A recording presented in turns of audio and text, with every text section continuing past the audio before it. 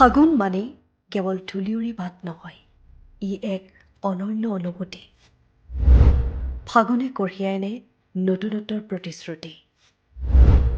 পলাশ শিমলু মদাৰ ফুলিলেই ফাগুন চঞ্চলা হৈ উঠে। আকৌ আহিল উন্মনা ফাগুন। ফাগুনৰ আগমনৰ লগে লগে চৌদিশে পলাশ, মদাৰ আৰু শিমলুৰ ৰঙা ৰঙৰ দলিচা দেখিবলৈ পোৱা যায়। এক সৃষ্টিৰ তাৰণা আৰু বসন্তৰ আগজাননী ফাগুন। ধূলিয়ৰী বাট আৰু পচোৱা বতাহৰ মাজতো ফাগুনে কঢ়িয়াই আনে নতুনত্বৰ প্ৰতিশ্ৰুতি। পলাশে ৰিঙিয়ালেই ফাগুন চঞ্চলা হৈ উঠে। ফাগুন মানে ৰং।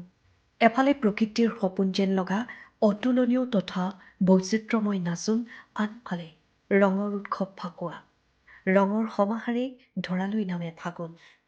প্ৰকৃতিয়ে যেতিয়া নতুন সাজ পিন্ধিবলৈ প্ৰস্তুতি চলায়, ঠিক সেই সন্ধিক্ষণতে ধৰালৈ নামি আহে ফাগুন।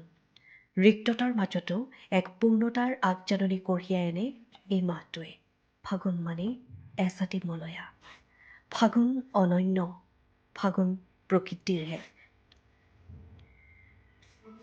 ফাগুনৰ উতলা বা লাগি কোনোবা চঞ্চল হয়, তথাপি ফাগুনৰ বুকুতে লুকাই থাকে নতুন জীৱনৰ বতৰা, বহাগৰ বতৰা, বসন্তৰ আগমনৰ বতৰা।